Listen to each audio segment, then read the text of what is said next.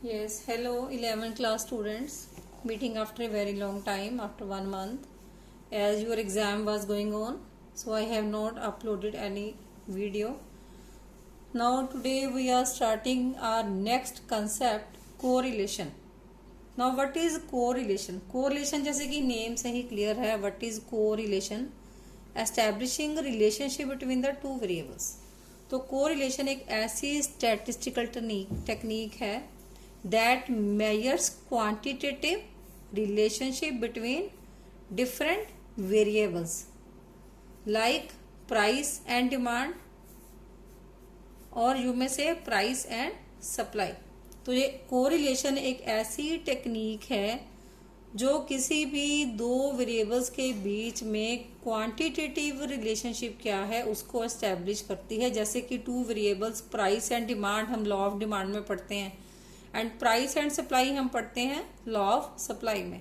तो दोनों के बीच में कैसा रिलेशनशिप है उसको स्टडी करना कोरिलेशन कहलाता है। जैसे कि प्राइस एंड डिमांड में इनवर्स रिलेशन होता है, प्राइस एंड सप्लाई में डायरेक्ट रिलेशन या हम पॉजिटिव रिलेशन कह सकते हैं। Now there are different types of correlation. First is positive correlation. ना पॉजिटिव कोरिलेशन क्या है? जब टू वेरिएबल्स सेम डायरेक्शन में मूव करते हैं, या तो दोनों सेम डायरेक्शन में इंक्रीज करेंगे या दोनों ही सेम डायरेक्शन में डिक्रीज करेंगे। इसमें हम लॉ ऑफ सप्लाई की एग्जांपल कोट कर सकते हैं, price and quantity supplied. So for example ये हमने टू वेरिएबल्स लिए हैं, सपोज ये एक्स प्राइस है और वाई क्वांटिटी है। तो इसको हम देखेंगे जैसे प्राइस ये है इंक्रीज हो रहा है 10, 20, 30, 40 और इधर से क्वांटिटी सप्लाइड भी इंक्रीज हो रही है 100, 150, 200, 250 दोनों ही इंक्रीज हो रहे हैं। दोनों वेरिएबल्स सेम डायरेक्शन में इंक्रीज हो रहे हैं तो उसको हम कहते हैं पॉजिटिव कोरिलेशन। और ये जब डिक्रीज होंगे तो दोनों ही डिक्रीज होंगे तब भी हम इसको पॉजिटिव कोरिलेशन ही बोलेंगे। जैसे एक्स सपोज प्राइस फॉल कर रही है 40, 30, 20, 10, इधर से Y variable that means quantity supplied भी फॉल कर रही है 250, 200, 150, 100। So either there may be increase in two variables or there may be decrease in both the variables. This is said to be positive correlation. Now next is negative correlation. अब negative correlation में क्या होगा?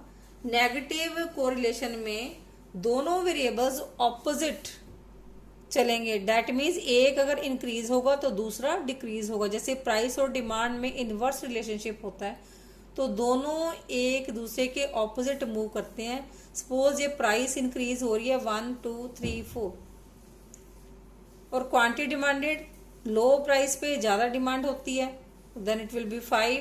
Price बढ़ा तो demand और गिर गई 4, फिर प्राइस बढ़ा डिमांड और गिर गई। ये लॉ ऑफ डिमांड का पैटर्न है, ये फॉलो करता है। इसको हम नेगेटिव कोरिलेशन कहते हैं जब एक्स वेरिएबल इंक्रीज हो रहा है और उसके ऑपोजिट जो वाई है वो डिक्रीज कर रहा है।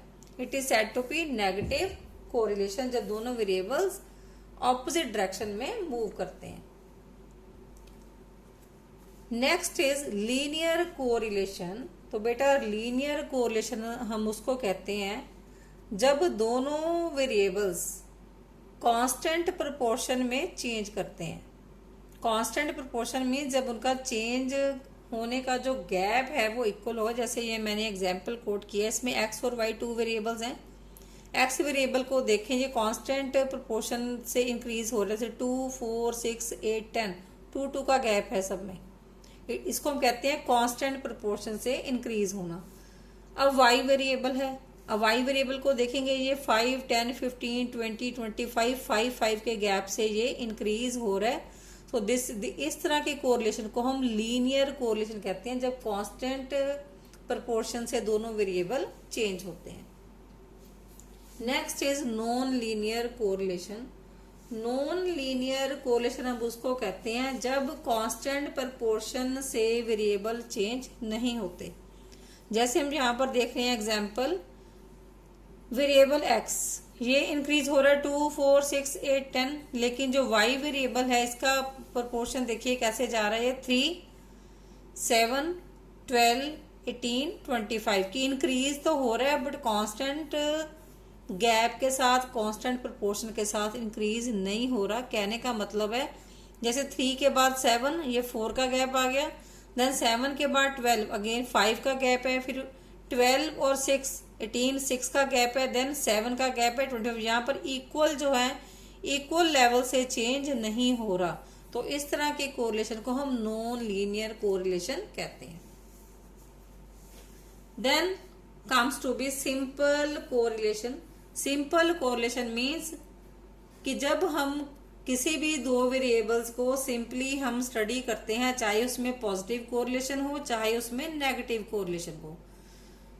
फॉर एग्जाम्पल जैसे हमने पॉजिटिव और नेगेटिव कोरिलेशन दोनों स्टडी किए हैं, वो दोनों ही इसके अंदर आ जाएंगे। प्राइस और डिमांड का जो रिलेशन है वो आ जाएगा सिंपल कोरिलेशन के अंदर, showing negative correlation. Then price and supply ये शो करेगा नेगेटिव कोरिलेशन, लेकिन दोनों ही सिंपल कोरिलेशन की एग्जांपल्स हैं। Then comes to be multiple correlation. जो मल्टीपल कोरिलेशन है वो हमें क्या दिखाता है कि दो या दो से ज्यादा वेरिएबल्स का आपस में कैसा रिलेशन है। जैसे कि फॉर एग्जाम्पल कि एग्रीकल्चर को इफेक्ट करने वाले फैक्टर्स कौन से होते हैं, rainfall, manure, water, per hectare productivity of wheat को कितना इफेक्ट करते हैं। अब वीट एक वेरिएबल है और इसके ऊपर कितने वेरिएबल इफेक्ट कर रहे हैं, rainfall, manure, water, total 4 variable है, मीन्स 2 से ज्यादा। तो 2 से ज्यादा के रिलेशन को जब हम स्टडी करते हैं that is said to be multiple correlation. Next comes to be degree of correlation. Now degree of correlation, अब जो डिग्री है इसमें डिफरेंट डिग्रीज हमने स्टडी करनी है। ये न्यूमेरिकली जब एग्जामिनर आपसे पूछ सकता है कि किस तरह का कोरिलेशन है वेरिएबल्स के अंदर। सपोज आपका न्यूमेरिकल सॉल्व करने के बाद आंसर आ रहा है +1, तो आप बोलोगे इसमें दोनों वेरिएबल्स में कैसा कोरिलेशन है, परफेक्ट पॉजिटिव कोरिलेशन। और अगर -1 आंसर आ रहा है it will be perfect negative correlation. और अगर आपका आंसर 0.75 और +1 के अंदर अंदर आ रहा है तो हम इसको बोलेंगे high degree of positive correlation. और अगर यही वैल्यू माइनस में आ रही है आंसर में, -0.75 एंड -1 के बीच में आ रहा है, देन we will say कि there is high degree of negative correlation. Then अगर आपका आंसर फॉल करता है 0.25 एंड 0.75 के अंदर, तो you will say there is moderate positive degree of correlation. और अगर आपके न्यूमेरिकल का आंसर आता है इसी वैल्यू के साथ माइनस में, -0.25 और -0.75 के अंदर अंदर, ये उसकी लिमिट है, तो there will be moderate negative correlation. और अगर इससे भी नीचे गिरता है value, that means if value comes to be in between 0 and 0.25, that means there will be low degree of positive correlation.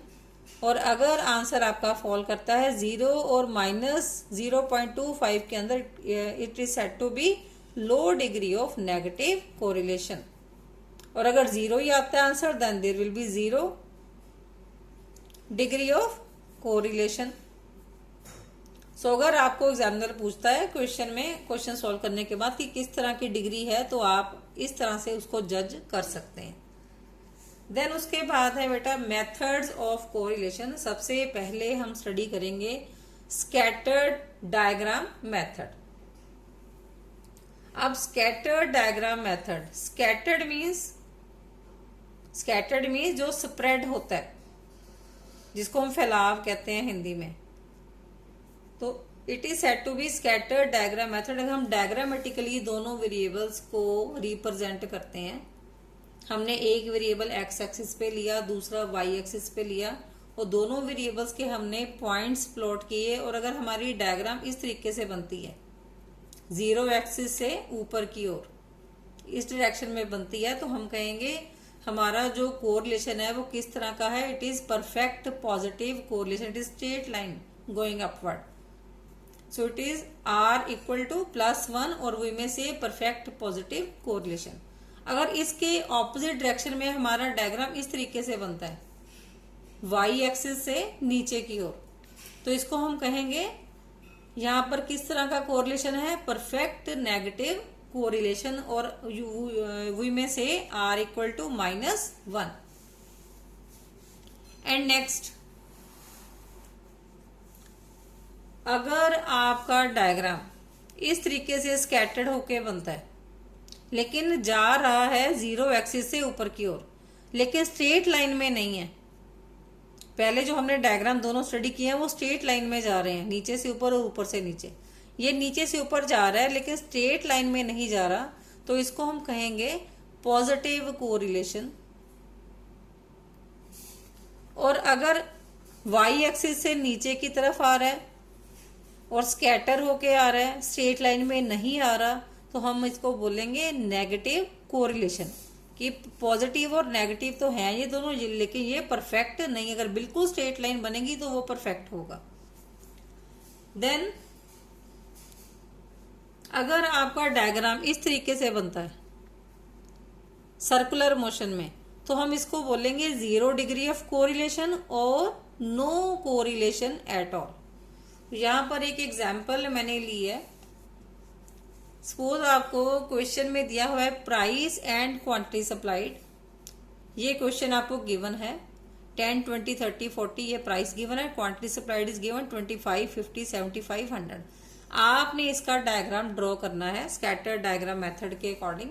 तो आपने ये वैल्यूज ले ली, जैसे प्राइस की रेंज आपकी 10 to 40, प्राइस अगर हम law of demand law of supply जब हम करते हैं तो प्राइस हमेशा इस साइड पे लेते हैं, वाई एक्सिस पे, और क्वांटिटी सप्लाइड हम लेते हैं एक्स एक्सिस पे। तो प्राइस हमने लिया 10, 10 के डिफरेंस के साथ हमने ले लिया 10, 20, 30, 40, और नीचे भी हमने गैप ले लिया 10 से लेके 100 तक। तो हमने फर्स्ट पॉइंट प्लॉट किया, प्राइस है 10 और क्वांटिटी सप्लाइड कितना है 25। Price is 10 and quantity supplied is, यहां से आएगा नीचे से, दिस इज 25, ये पॉइंट मैंने प्लॉट कर लिया 10 एंड 25। नेक्स्ट इज 20 एंड 50, हमने प्राइस लिया इधर से 20 और नीचे से 50, दिस इज 20 एंड 50, तो ये पॉइंट प्लॉट कर लिया। Next is 30 and 75, that means 30 price और 75, ये पॉइंट प्लॉट कर लिया। नेक्स्ट आ गया हमारा 40 एंड 100, इधर से 40 और इधर से 100। तो अब ध्यान से देखो बेटा, ये 0 से ऊपर ये स्ट्रेट लाइन की तरह आपको शो हो रहे हैं पॉइंट्स, तो इट मीन्स किस तरह का कोरिलेशन है, there is perfect positive correlation, और you may say r equal to +1। so this is about scattered diagram method। तो ये सारे डायग्राम जो हैं, I hope it's clear to you, degrees of correlation clear हो गई आपको, मीनिंग आ गया इसमें। आज के टॉपिक में आपका टाइप्स ऑफ कोरिलेशन आपके डिस्कस हो गए। तो नेक्स्ट वीडियो में हम डिस्कस करेंगे next method, Karl Pearson's coefficient of correlation.